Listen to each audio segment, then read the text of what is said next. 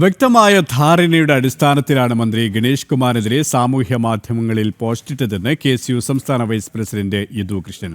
വാളകത്ത് നടന്നത് ഗൗരവമുള്ള സംഭവമാണ്. പോലീസ് ഇടപെടാത്തത് ദൗർഭാഗ്യകരമാണെന്നും ഇതൊന്നും വ്യക്തിപരമല്ല എന്നും യദു കൃഷ്ണൻ കൊല്ലത്ത് പറഞ്ഞു. അവർ ജീവപ്രാണന് വേണ്ടി അവർ ഭയന്നുകൊണ്ട് അലറി വിളിച്ചുകൊണ്ട് ഹെൽപ്പ് മീ എന്ന് നിരന്തരമായി അവർ ഉറക്കെ ആക്രോശിച്ചുകൊണ്ട് അലറി വിളിച്ചപ്പോൾ ആ വാളകത്തെ വീടിന്റെ പരിസരത്തുള്ള പരിസരവാസികളെല്ലാം അവിടെ ഓടിക്കൂടിയിട്ടും അവർക്ക് വീട്ടിലേക്ക് പ്രവേശിക്കാൻ കഴിയില്ല. കാരണം മന്ത്രിമന്ദിരമല്ലേ, ആളുകൾ അവിടെ പരിഭ്രമിച്ച് നിൽക്കുമ്പോഴാണ് ഇവർ വാതിലടയ്ക്കുന്നത്.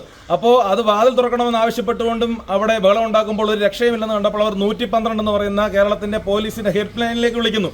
തൊട്ടു പിന്നാലെ പിങ്ക് പോലീസ് അടക്കം കൺട്രോൾ റൂം വെഹിക്കിൾസ് അടക്കം അവിടെ എത്തുന്നു. വന്നിട്ട് അവർ കൃത്യമായിട്ടുള്ള നടന്ന സംഭവങ്ങൾ അവരുടെ മുന്നിൽ കാണുകയാണ്. അതിന്റെ കൃത്യമായിട്ടുള്ള രേഖകൾ, ദൃശ്യങ്ങൾ അവർ ഫോണ് പോലീസിനെ കൈമാറുകയാണ്, പോലീസിനെ കാണിക്കുകയാണ്.